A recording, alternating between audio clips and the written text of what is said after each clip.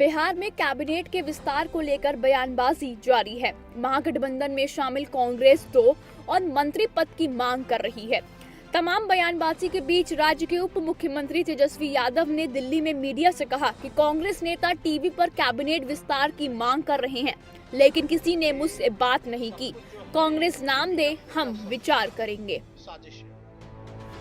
बिहार कांग्रेस अध्यक्ष और सांसद अखिलेश सिंह बराबर मीडिया में ये बयान दे रहे हैं कि जल्द सीएम से उनकी बात हो चुकी है। कांग्रेस कोटे से कुछ नए मंत्री बनेंगे, मंत्रिमंडल का विस्तार होगा। अखिलेश सिंह ने ये तक कह दिया कि डिप्टी सीएम का कैबिनेट नहीं होता है। तेजस्वी क्या कहते हैं, इसका फर्क नहीं पड़ता है। वहीं राज्य के मुख्यमंत्री नीतीश कुमार पूरा मामला तेजस्वी यादव के पाले में डालकर पल्ला झाड़ चुके हैं। उन्होंने कहा कि इस मामले पर सवाल डिप्टी सीएम तेजस्वी यादव से पूछें।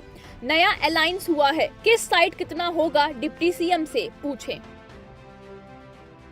बिहार में मंत्रिमंडल पर चल रही बयानबाजी पर बीजेपी ने नीतीश कुमार पर तंज कसा है। बीजेपी ने कहा नीतीश कुमार पूरी तरह से आत्मसमर्पण कर चुके हैं। बिहार में मंत्रिमंडल का मामला तब शुरू हुआ जब कांग्रेस नेताओं ने नीतीश कुमार से मुलाकात करते हुए 2 सीटों का दावा किया, लेकिन नीतीश के बयान के बाद कहा जा रहा है कि बिहार के सुपर सीएम तेजस्वी यादव हैं। फिलहाल संभावित मंत्रिमंडल विस्तार पर सियासत तेज है।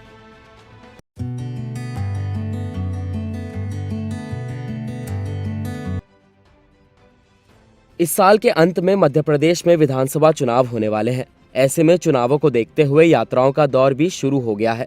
जहां एक तरफ बीजेपी की विकास यात्रा जारी है, तो दूसरी तरफ मध्य प्रदेश के पूर्व मुख्यमंत्री और पीसीसी चीफ कमलनाथ छतरपुर के भागेश्वर धाम जाकर हनुमान जी के दर्शन किए और धाम के पीठाधीश्वर धीरेन्द्र कृष्ण शास्त्री से भी मुलाकात की।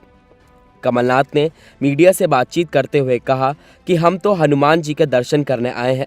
मैंने छिंदवाड़ा में सबसे बड़ा हनुमान मंदिर बनवाया है, 10 फीट ऊंची प्रतिमा लगाई है। यहाँ मैंने प्रार्थना की है कि मध्य प्रदेश का भविष्य सुरक्षित रहे और प्रदेशवासियों के कल्याण की कामना की है। तो वहीं एक दिन पहले ही भागेश्वर धाम के बाबा ने ऐलान किया था कि कमलनाथ जी उनके धाम में आएंगे और इसके बाद मध्य प्रदेश के मुख्यमंत्री शिवराज सिंह चौहान भी भागेश्वर धाम पहुंचेंगे। तो दूसरी ओर कमलनाथ की इस स्पिरिचुअल यात्रा के बाद सियासत भी गर्मा गई है और बीजेपी ने कांग्रेस पर हमला बोला है और कहा कमलनाथ जी का भागेश्वर धाम पहुंचना स्वागत योग्य है। लेकिन क्या कमलनाथ जी भागेश्वर धाम का अपमान करने वाले नेता प्रतिपक्ष गोविंद सिंह से कहेंगे कि वो माफ़ी मांगे, या प्रदेश अध्यक्ष के नाते कमलनाथ जी खुद माफ़ी मांगेंगे? विधानसभा चुनावों को ध्यान में रखते हुए बीजेपी ने भी अपनी कमर कस ली है और आम जनता तक पहुँचने के लिए विकास यात्रा की शुरुआत की है। गौरतलब है कि शिवराज सिंह चौहान और कमलनाथ के बीच पिछले कई दिनों से सवाल जवाब का सिलसिला काफ़ी सुर्खियां बटोर रहा है और दोनों आए दिन एक दूसरे पर वार करते रहते हैं।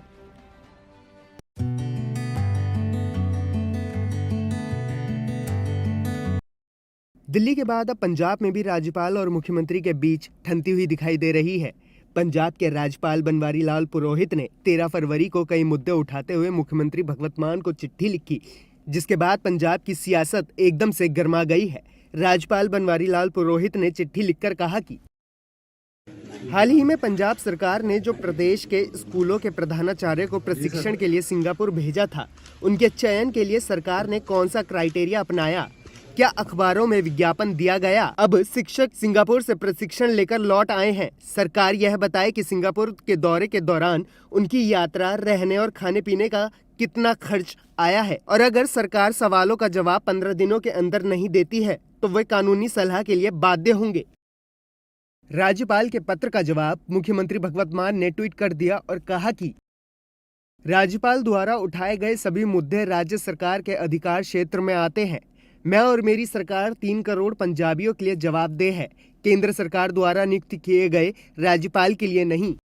इसी के साथ आम आदमी पार्टी के नेता राघव चड्ढा ने भी राज्यपाल पर निशाना साधा और कहा कि पंजाब के राज्यपाल द्वारा अपने पत्र में लोकतांत्रिक रूप से चुनी गई सरकार को जारी की गई खुली धमकी केवल यह साबित करती है कि उनका पद औपनिवेशक मानसिकता का शिकार है। अंग्रेज तो चले गए लेकिन सूबेदार छोड़ गए। उधर राज्यपाल ने अपने लेटर में आम आदमी पार्टी के करीबी नवल अग्रवाल को लेकर भी सवाल उठाए हैं। राज्यपाल ने पूछा कि सरकार ये बताए कि नवल अग्रवाल कौन है और वे सरकार की बैठकों में क्या करते हैं।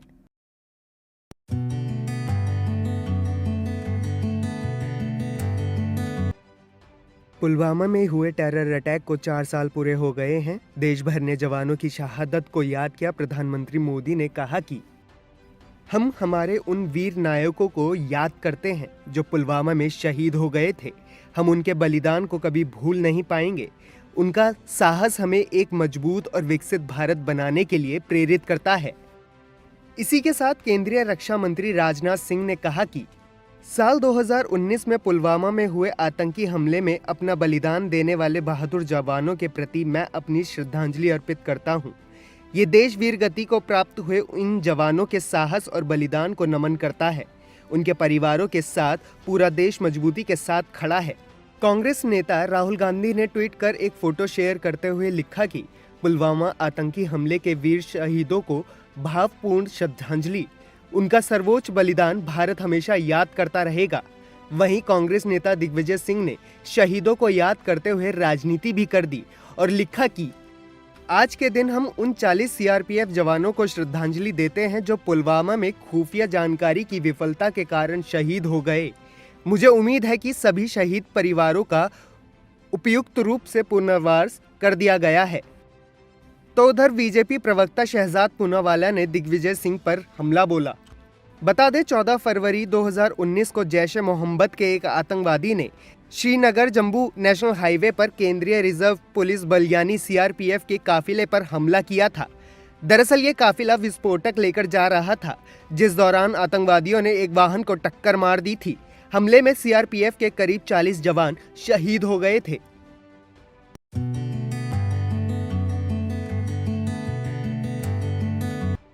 उत्तर प्रदेश के अलीगढ़ जिले में लोकदल और राष्ट्रीय पंचायती राज संगठन के राष्ट्रीय अध्यक्ष चौधरी सुनील सिंह ने जातीय जनगणना कराने को लेकर उत्तर प्रदेश और बिहार में हाहाकार मचाने वाले नेताओं पर जोरदार हमला बोला।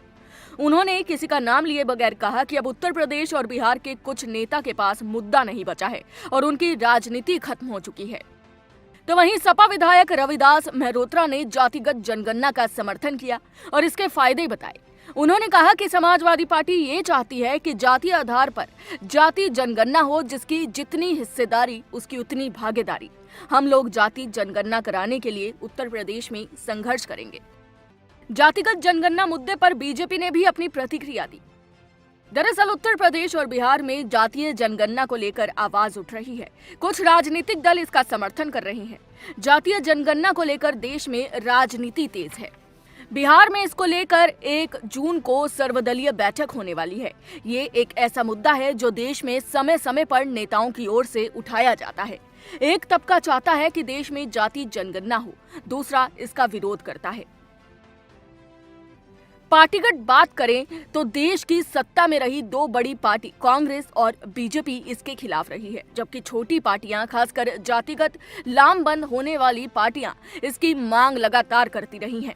भारत में हर 10 साल में एक बार जनगणना की जाती है। इससे सरकार को विकास योजनाएं तैयार करने में मदद मिलती है। किस तबके को कितनी हिस्सेदारी मिली, कौन हिस्सेदारी से वंचित रहा, इन सब बातों का पता चलता है। कई नेताओं की मांग है कि जब देश में जनगणना की जाए तो इस दौरान लोगों से उनकी जाति भी पूछी जाए।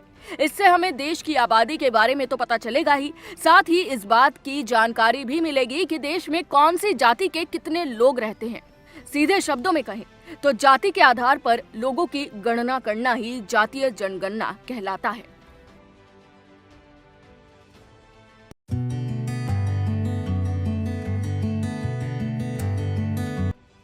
महिला प्रीमियर लीग के लिए सोमवार 13 फरवरी को ऑक्शन का आयोजन किया गया। मुंबई के जियो वर्ल्ड कन्वेंशन में हुई नीलामी में टीम इंडिया की उप कप्तान स्मृति मंधाना सबसे महंगी खिलाड़ी बिकी। स्मृति मंधाना को रॉयल चैलेंजर्स बैंगलोर ने 3 करोड़ 40 लाख रुपए में खरीदा।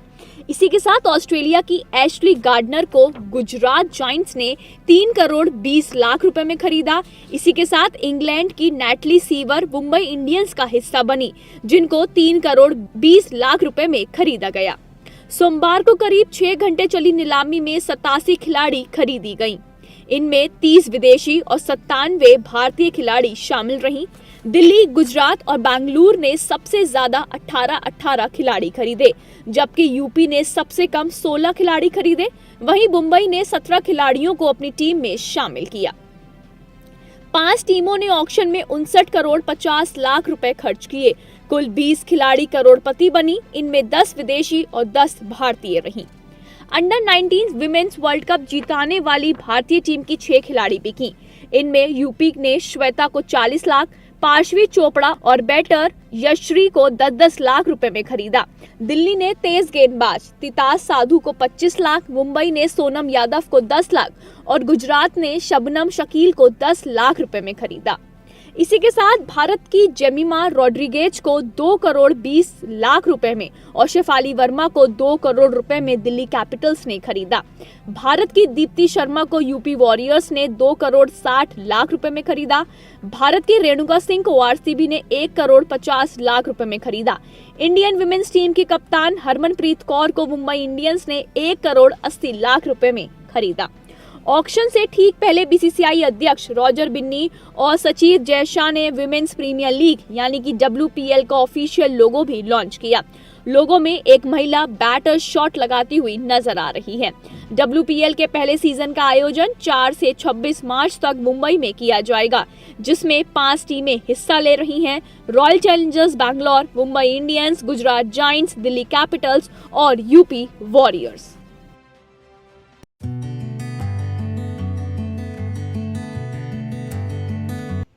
कानपुर देहात के मैथा तहसील क्षेत्र के मड़ोली पंचायत के चाल्हा गांव में ग्राम समाज की जमीन से कब्जा हटाने पहुंची पुलिस और प्रशासनिक अफसरों की टीम के सामने कब्जेदार की झोपड़ी में संदिग्ध हालत में आग लग गई। अपना आशियाना जलता देख मां बेटी झोपड़ी में घुस गई। दोनों को बचाने के प्रयास में मकान मालिक और रूरा थाना प्रभारी झुलस गए। इस घटना के दौरान मां बेटी के साथ कई बकरियों की मौत हो गई, जिसके बाद आक्रोशित लोगों ने हंगामा करते हुए लेखपाल पर कुल्हाड़ी से हमला कर घायल कर दिया। भीड़ का गुस्सा देख पुलिस और प्रशासन की टीम ने वहां से भागकर खुद को बचाया। तो वहीं इस मामले पर पुलिस प्रशासन एक्शन में आया और मामले की जांच में जुट गया। घटना की जानकारी मिलते ही मौके पर महिला बाल विकास मंत्री प्रतिभा सिंह पहुंची और इस घटना की निंदा की।